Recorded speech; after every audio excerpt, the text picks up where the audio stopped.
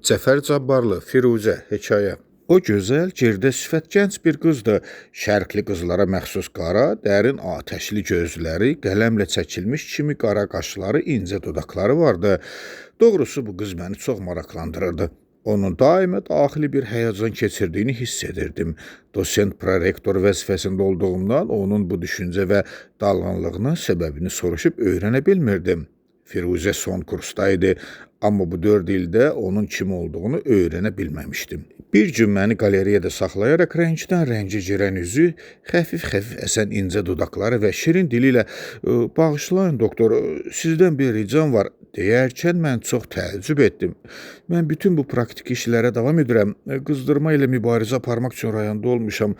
Mən sizdən rica etmək istərəm, əgər mümkünsə. O öz fikrini ifadə edə bilmədi, dili dolaşdı, qızardı. Mən bir ixtiyar gülümsədim.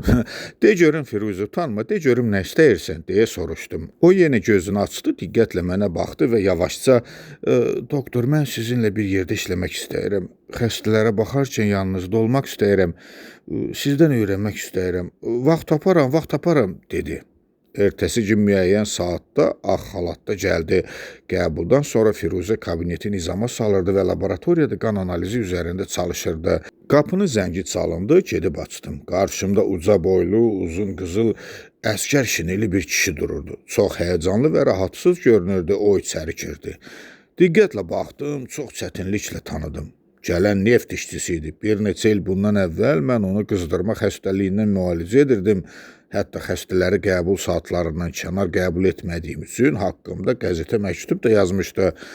Çox səliqə ilə görüşdü və təklif üzrə oturduqdan sonra xəfifcə gülümsəyərək "Məni tanımırsınız, doktor", dedi. "Vaxtilə mən sizi qəzetə vurmuşdum. Sonra xoş bir təbəssümlə sizdən yardım almağa gəlmişəm", deyə əlavə etdi. "Siz yenə xəstəsinizmi?" deyə soruşdum. "Yox, doktor, mən azmışam." "Necə yəni azmışam?" "Evimizi itirmişəm." Mən diqqətlə ona baxdım, xəstə olduğuna heç şübhəm yoxdur. Onu müayinəyə cəsarət etmirdim, çünki özü bunu təklif etmirdi. Üzündə bir həyəcan vardı. "Çox qəribədir, doktor, evimizi itirmişəm." "Bəlkə beyninin bir hissəsi zədələnmişdir" deyə düşündüm və eyni zamanda "Evinizin yerini unutmuşsunuz?" deyə soruşdum. "Yox", deyə Məmməd tez cavab verdi. "Mən 20 il, yəni anadan olandan Bakıda yaşamışam. Bakının hər bir küçəsinə, hər bir döngəsinə, hər bir dalanına bələdəm. Çox yaxşı yadımdadır. Çəmbərə kənddə iri-iri küçələr və xarabalıqlar arasında bir otaqdan ibarət kiçik bir evimiz vardı. Evimizin damı dal tərəfdən əyri bir döngə ilə bərabərdə idi. Bu döngə həmişə peynlə dolu olardı. Evimizdən 200 addım o yanda böyük, köhnə bir qəbristan vardı." O həyəcanla danışırdı. Getdikcə daha da coşur və uşaqlıq xatirələrinə dalırdı. "Mən o zaman uşaqdım. Yaxşı yadımdadır, bir suçumuz vardı. Bir eşşəklə 4 səhənglə bizə su daşıyırdı. Yaxşıca yadımdadır ki, bir gün anam yüklərin hesabına saxlamaq üçün ona pətə verdikdə, o anamın əlini tutdu. Anam o vaxt hələ gəncdir, suçu anamın əlini xeyli saxladı. Anam nədənsə gözlərini qaldırıb ona baxdı və məni göstərdi. Yadımdadır, böyük köhnə qəbristanın o biri tərəfi boş bir çöl idi. Orada Şah Abbasın ovdanı vardı. Yağış suyu bu ovdana axırdı. Pillə ilə oraya düşür, su içirdilər, əli üz bəlkə uşaq da yuyurdular. Atam isə bir neçə pud arpa məhsulu almaq üçün qoca yabı ilə xışın ucundan yapışıb yer sürürdü. O kənkan idi, acından ölməmək üçün arpa əkirdi." Laboratoriyadan Firuzənin səsi eşidildi. O xoş bir səslə adəti üzrə qədim Azərbaycan mahnısını oxuyurdu.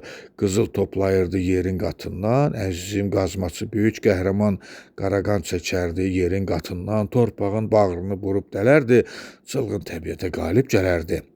"Oxuyan kimdir?" deyə o birdən soruşdu və gözlərini mənə dikdi. Fikrini dağıtmaq üçün laqeyd bir halda "Qızımdır" deyə cavab verdi. "Yaxşı səsi var" deyə müsahibim azacıq qalıqdı, papiros çıxartdı və dərindən köksünü ötürərək öz-özünə danışırmış kimi. "O da tez-tez belə oxuyardı", dedi. Gözləri daha da dumanlandı, daha dərin bir xəyalata daldı. Mən dinməzcə ona diqqət edirdim. Bəli, doktor, hamısı yadımdadır. Mən lap uşaqdım. Bir gün atam məni də iş üstə apardı. Mən quyunun yanında oturdum. O isə cırıldayan əl çarxına sarınmış uzun kəndirin bir ucunu belinə bağladı və quyuya düşdü. Çarx hərləndi və getdikcə kəndir açıldı. Birazdan sonra durumla dolu bir vedrə çəkdilər və vedrəni yenə quyuya sallatdılar. Bu dəfə durum yerinə atam özü çıxdı, o sapsarı saralmışdı. Xozeyin qaşqabağını tökərək, nə üçün çıxdın deyə soruşdu. Olmur ağa, qaz adamı boğur, quyunun dibində bir şey guruldayır. Sonra fantan vurar öldürər. Ağa əllərini ölçərək acıqlandı. Bir ildir işləyirsən, bir aləm pul qoymuşam. İndi iş biraz çətinə düşəndə qaçırsan. Qoyunun asan yerlərində işləmirsən, indi buraya kim girər? Ağa atama yanaşıb üzünə şart bir şillə vurdu. Ağa qorxuludur, mənim uşaqlarım var. O mənə tərəf baxdı, gözlərimiz bir-birinə sataşdı. O sanki gözlərimə baxmağı utanırdı. Mənim yanımda vurulduğu üçün utanırdı. Mən onu həmişə hamıdan qüvvətli və qoçaq hesab edirdim. O tez gözlərini məndən çəkdi. Mən artıq ağlamırdım. Məndə bu zalım adama qarşı bir nifrət qaynayırdı. Ağa mənə yanaşdı və atamı vurduğu əli ilə başımı tumarladı. Cibindən kağız pullar çıxarıb mənə uzatdı. Sonra bildim ki, bunların hərəsi 10 manatlıqdır. Sonra o atama dedi, Məşədəli, gir quyuya, qorxma, gör yaxınlıqda nə qədər quyu var. Allah qoysa neft çıxar, sənin üçün papaqlıq, arvadın üçün tumanlıq, oğlun üçün də yalın ayaqlarımı göstərərək başmaq və köynə çalaram. Atam sanki tərəddüd edirdi. Ağa onu yavaş-yavaş tovladı və mənə 2 kağız pul uzatdı. Atam gülümsədi. Könülsüz halda mənə yaxınlaşdı. Pulları əlimdən alıb köhnə arxalığımın balaca cibinə qoydu. Gözlərimin yaşını sildi, köhnə dəsmaldakı bağlamanı açıb mənə bir parça çörək verdi, gözlərimdən öpdü. Əlini çal saqqalına çəkib, doğudu və çarxın kəndirini açıb yenə də quyuya düşdü. Mən acıdım, amma yeyə bilmirdim. Qonşu otaqdan zəng səsləndi, Firuzənin gülüşləri və mahnısı eşidildi. Müsahibim yenə yerindən sıçradı və oxuyan kimdir? Hə, dediniz qızınızdır, deyə yenə dərindən köksünü ötürdü. Firuzə oxuyurdu. Əzizim bir qorxmaz adlı qəhrəman qaraqan çəkərdi yerin qatından, torpağın bağrını vurub dələrdi, çılğın təbiətə qalib gələrdi. Mən ona yanaşdım və xəstəliyinə şübhə etdiyimi sezdirməmək üçün gülümsəyərək. Atanız sonra necə oldu? O indi sağdırmı deyə soruşdum. Yox, onu hissiz bir halda çəkib çıxartdılar. Mən ona tərəf yüyürdüm. Gözləri açıqdı, amma üzü, xüsusən dodaqları göm-göy dəniz kimi idi. Ağa kədərli bir əda ilə öldü, dedi. Birdən quyu guruldadı, qara neft quyudan şiddətlə fantan vurub çarxı havaya sovurdu. Ay can, deyə ağa sevinərək meyitdən uzaqlaşdı. Məni işçilər kənara çəkdilər, tez qoyun kəsdilər. Ağa əmrlər verməyə başladı. Mən isə neft selləri altında yatan atamın yanına can atırdım. İşçilər mane olurdular. Nəhayət, ağanın əmri ilə işçilər atamın ayaqlarından yapışıb kənara sürüdülər. Meyti köhnə bir arabaya qoyub üstünü cırcındır örtdülər və şəhərin kənarı ilə evimizə gətirdilər. Nəbzini yoxlarkən məqsədimi anlayan Məmməd birdən sözünü kəsərək. Doktor, əbəs yerə zəhmət çəkirsiniz. Mən qətiyyən xəstə deyiləm, dedi. Mən xəstə deyiləm, ağlım da özümdədir, görürsünüz ki, hər şey yadımdadır. Qapımızdan bir rus qadını keçirdi. Əlində bir dəstə çiçək vardı, o bu çiçəkləri qəbristana aparırdı. Onun qarşısına yüyürdüm, çiçəyin birini mənə ver dedim. Qadın mənə baxdı və 2 çiçək verdi. O çiçəkləri alıb qəbristana yüyürdü və atamın qəbri üstünə qoydum. Sonra yaş torpaq üzərində uzanaraq kiçik üzümü qəbrə dayadım. Soyuq torpağı isti göz yaşlarımla ısladaraq uzun-uzadı ağladım. Payız axşamının küləyi sümüklərimi işləyirdi. Bütün bədənim titrəyirdi. Bundan sonra xəstələndim və 3 ay yatdım. Doktor, bəlkə mən sizə mane olaram, dedi. Yox, əksinə mən sizin söhbətinizdən çox maraqlanıram, deyə tez cavab verdim. Mən azmışam. Daxmamızı və bütün rayonumuzu itirmişəm. Qapıda sizin adınızı oxuyub vaxtı ilə müalicə etdirdiyim köhnə bir dost kimi bəzi şeylər öyrənmək üçün yanınıza gəldim. Axı necə oldu ki, belə sağlam və qüvvətli bir adam olduğunuz halda birdən adınızı və evinizin yerini itirdiniz? Mən evimizin yerini itirməmişəm, yerini tanıyıram, buna heç şübhə ola bilməz. Ancaq iş orasındadır ki, evimiz öz yerində yoxdur. Qonşu evlər də yoxdur, rayonumuz da yoxdur. Evdən nə zaman çıxmışdınız? Mənim Bakıdan çıxdığım 6 ildir. Dünən gəlmişəm, vağzaldan birbaşa evimizə tərəf getdim, ancaq evimizi yerində tapmadım. Bizim həmişə tozlu, torpaqlı, qışda isə boğaza qədər palçıq olan əyri küçəmizin yerində geniş və yaxında döşənmiş bir küçə gördüm.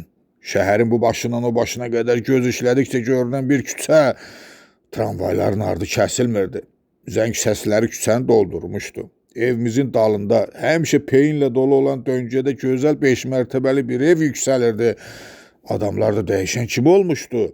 Əbədi yaz və təziyə təsiri buraxan qara çadralara bürünmüş yeşrənc insan kölgələri əvəzinə küçədə indi məsud gəncliyin xoş qəhqələri yüksəlirdi.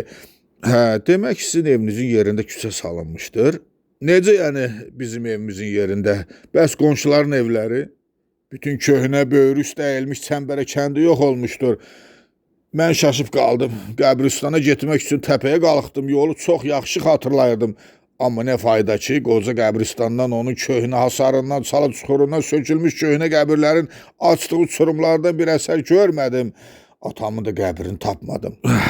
Bu əbədi sükut dünyasının yerində geniş xiyabanlı, qəşəng bir park əmələ gəlmişdir. Atamın qəbrinin yerində isə bir çiçəklik salınmışdır. Lakin tapmadım. O dar sürüşkən cığırın yerində asfaltla döşənmiş minik və yük maşınlarının, avtobusların aramsı hərəkətlərindən qara ayna kimi parlayan geniş bir yol gördüm. Mən elə gəldi ki, burada bir zəlzələ olmuş. Vulkan köhnə və qaranlıq çəmbərə kəndini batıraraq əvəzində yerin dərinliklərindən təmiz evli, geniş, küçəli, gözəl, yaşıl parklı, əlvan çiçəklərlə gülümsəyən bahar nəşəli yeni bir şəhər çıxarmışdır. Mən vağzala dönməli oldum. Bu gördüklərim pis şey midir? Demirəm ki, pisdir. Axı, bəs ailəm, qocanam necə oldu? Qoca, avam, savadsız və köməksiz qadın hara pənah apara bilər? Bəs kiçik bacım arvadım? Sizin burada arvadınız qalmışdımı? Müsahibimin rəngi birdən dəyişdi. O dərin bir ah çəkib, atam öləndən sonra deyə cavab verdi. Anam evlərdə paltar yumağa başladı. Qəpik quruşla aclıq içərisində yaşadıq. Soyuq qışları ac və çılpaq keçirdik. Aprel inqilabından sonra küçədə mənə bir kişi rast gəldi. Bu kişi vaxtı ilə məni qara neft selindən kənara çəkən və atamın meyitini evimizə gətirən işçi idi. Mənim işsiz olduğumu bilib dedi, oğlu, mən indi Azərneftdə buruq ustasıyam. Əgər işləmək istəyirsən, sən də özümlə aparım. Bizə indi işçi çox lazımdır. Mən işə girdim və eyni zamanda Fab Zavuçda oxumağa başladım. Usta Səməd öz kiçik qızı və qoca arvadı ilə bizim küçəyə köçdü. Qızı qara qaş, qara göz, mənim nəzərimdə gözəl bir qızdır. Əli Bayramov klubunda işləyir və orada oxuyurdu. Biz dostlaşdıq. Mən onu sevdim, o məni. Usta Səməd çox yaxşı kişi idi. Mən onun əlaltısı idim. Buna baxmayaraq o razı oldu. Pul toplayıb güclə 2 dəst paltar aldım və anamın yeganə qaşlı qızıl üzüyünü də üstünə qoyub evləndim. Bir neçə aydan sonra məni oxumağa göndərdilər. Mən bir çox şəhərləri, Moskvanı və Leningradı gəzib sonra könüllü olaraq uzaq şərq ordusuna yazıldım. Bundan sonra daha onu bir də görmədim. Bəli, doktor, o məni sevirdi, mən də onu. Bir müddət məktublaşdıq, bir-birimizə aşiqanə sözlər yazdıq. Amma birdən onun məktubu kəsildi. Səbəbini bilmədim və beləliklə onunla əlaqəm kəsildi. Ancaq bu yaxınlarda bir yoldaşım mənə yazmışdı ki, onu görüb. O sağdır və burada bir doktorla yaşayır. Bilirəm, onu yoxsulluq vadar edib. O məni səmimi olaraq ürəkdən sevirdi. Köməksiz arvad mənsiz nə edə bilərdi? Çay gətirsinlər deyə zəngi bastım. Zəngin səsinə kimsə gəlmədi. Qonşu otaqdan Firuzənin səsi eşidildi. Heç kəs yoxdur, doktor. Bugün Maşanın istirahət günüdür. Məmməd birdən yerindən sıçradı, bir şey xatırladı və heç bir şey soruşmadan oturdu. Əgər siz öz evinizi itirmişsinizsə, qaynatanızı Usta Səmədi tapa bilərsiniz, deyə söhbəti təzələmək üçün ona müraciət etdim. Onun yanına mədənlərə getmişdim. Buruqlarda axtardım, soruşdum. İndi mədənlər əvvəlki kimi deyil. 28-ci ilə nisbətən belə dəyişmişdir. Neftə bulaşmış adamlara çox çətin rast gəlmək olur.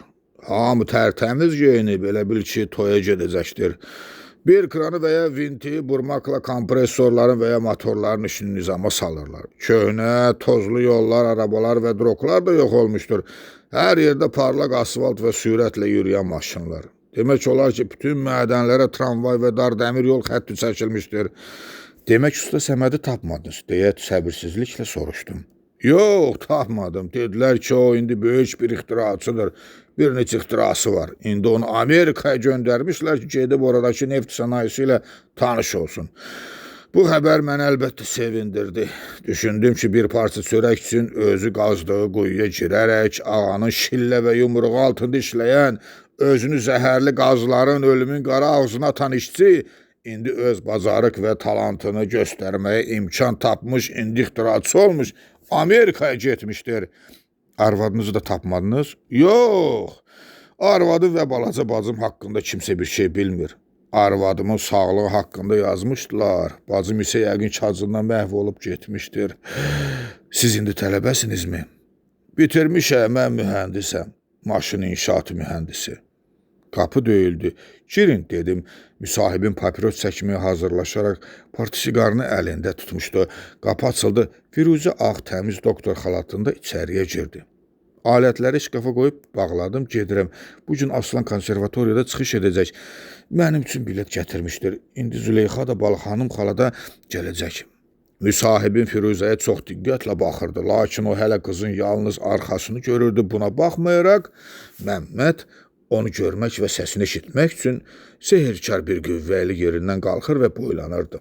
O papirosu əlindən saldı və əyilib götürmək istərkən belə Firuzədən gözlərini ayıra bilmədiyi üçün əlindəki papirosları da dağıtdı. Züleyxa və Balaxanım adını eşidər-eşitməz papirosları yerə qoyub dikəldi. Mən ona diqqət edirdim. Mənə baxıb Firuzə də döndü və mənim baxdığım cəhətə baxdı. Müsahibim indi onu tamamilə görürdü. O anlaşılmaz bir duyğu ilə titrəyirdi. Döş qəfəsi hava ilə dolu olduğu halda nəfəs belə çəkmirdi. Kişilərə qarşı həmişə laqeyd olan Firuzə nədən sonra tərəf döndü. Mən onun da həyəcanlar keçirdiyini hiss etdim. Məmməd sözə başlarkən mən onun üzünü görmürdüm. Gözüm Firuzədə idi.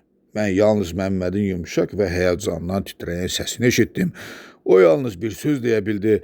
Firuzə! Ona baxarkən mən elə gəldi ki, bu saat Firuzənin üzərinə atılacaq, onu qucaqlayacaq və öpəcək. Bu hal mənə çox qəribə gəldi, çünki Firuzə də buna mail idi. Qız cəld mənə baxdı. Qara gözlərində qığılcım parlayırdı. Firuzə heç də onu qucaqlamaq istəyən bir gənc mühəndisdən uzaqlaşmaq fikrində deyildi. Gənc mühəndis onu qucaqlamaq üçün bir addım irəlilədi, lakin sonra nədənsə dayandı. Rəngi qaçdı, od kimi yanan al yanaqları getdikcə ağarmağa başladı. Yanan gözlərinin parıltısı yox oldu, gözləri yarıya qədər yumuldu, dayandı və düşündü birdən Məmməd titrəyən dodaqları ilə "Sən burada yaşayırsan?" "Öz evimizdə yaşayıram," deyə Firuzə həyəcanlı zorlayaraq cavab verdi. Mən indi anladım ki, gənclik öz əlvan rənglərini bu insanlara bəxş etmişdir. Dodaqları gah qıpqırmızı qızarır, gah saralır, gah da kətan kimi ağappaq ağarırdı. Məmməd gözlərini geniş açıb Firuzəyə dik baxaraq, "Anam haradadır, Züleyxa haradadır?" deyə soruşdu. "Bir yerdə yaşayırıq. Bizə pasiolkada mənzil veriblər. İndi gedərik. Görərsən, sən məni evinizə aparacaqsan?" "Mən səni öz evimizə aparacağam. Mən təəccüb edirəm. Niyə sən öz evinə deyil, buraya gəlmişsən? Mən səni axtarırdım. Bəs o Aslan kimdir?"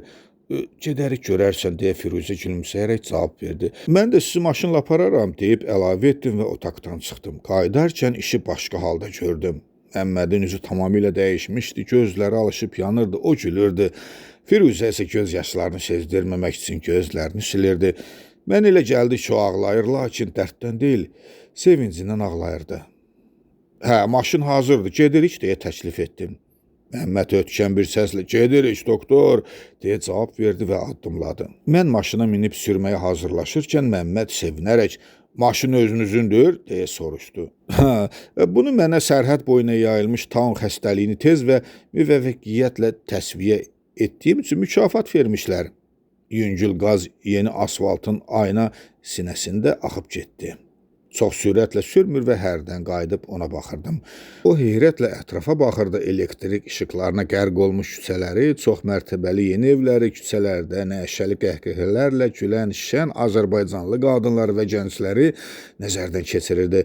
Kommunist küçəsindən enib, kitab sarayı yanından keçərkən o köksünü ötürdü. Bu heyrətdən deyil, sevincdən idi.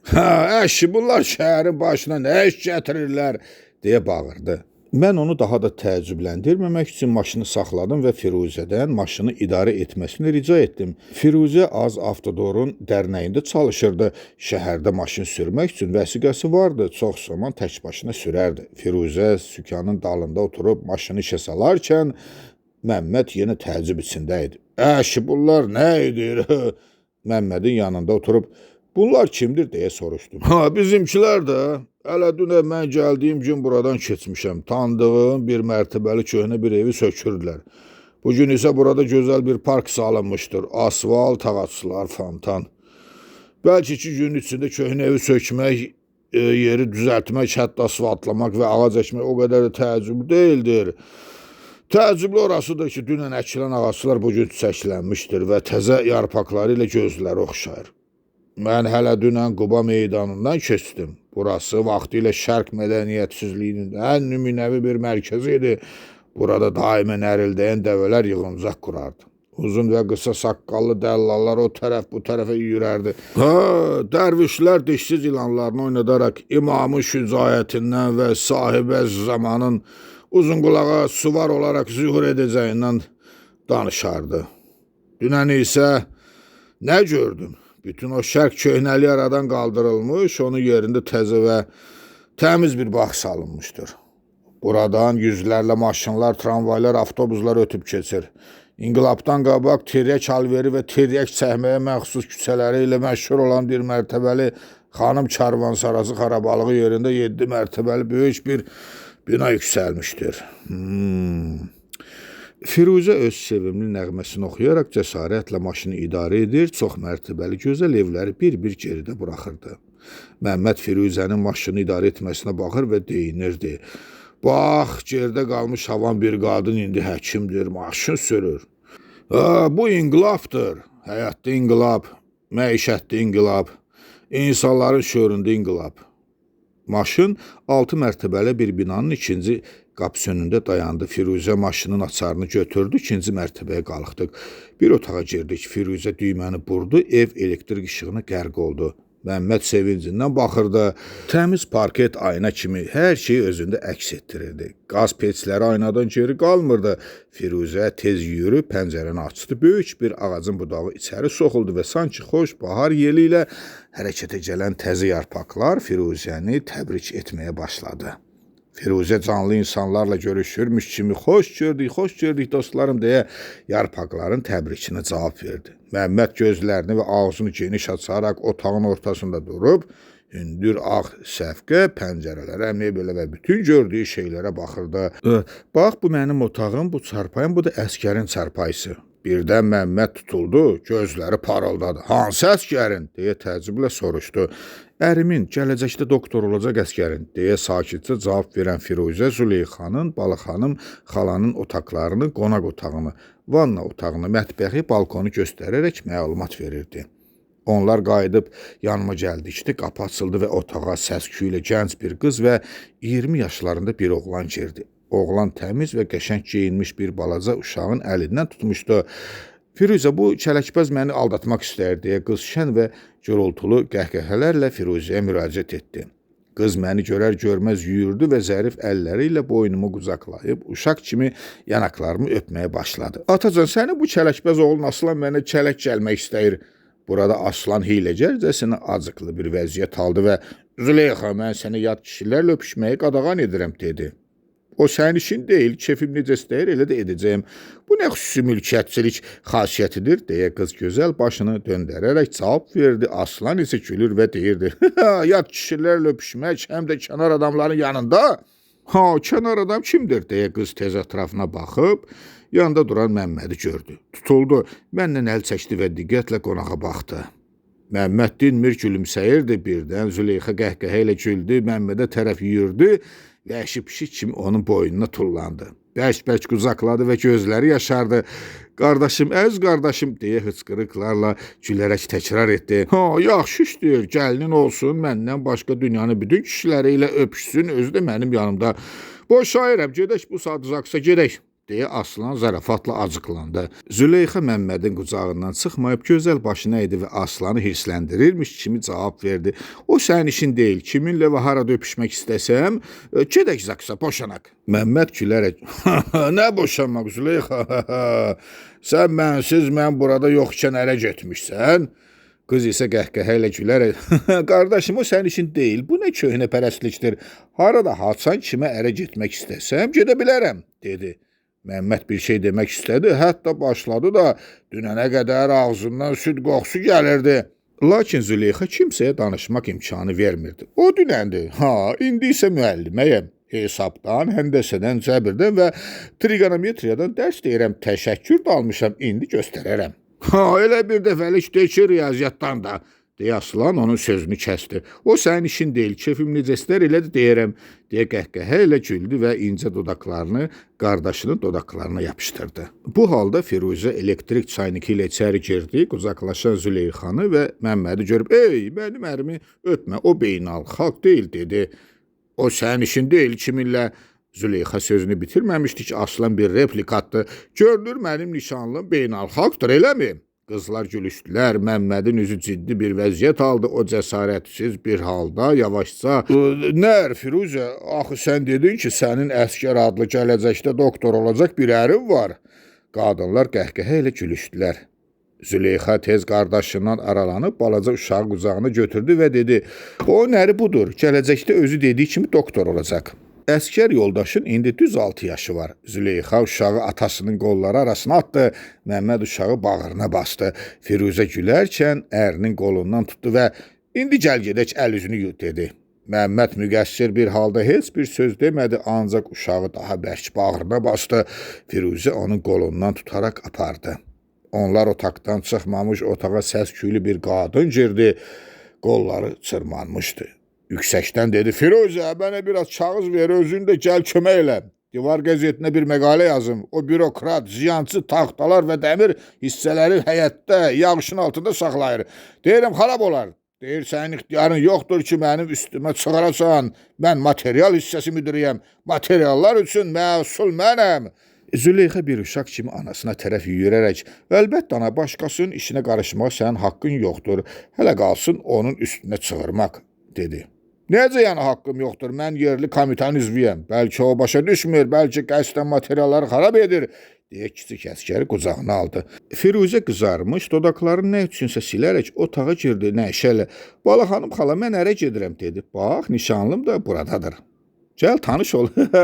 Firuzə qarını çəkə-çəkə əl-üz yuyulan otağa apardı.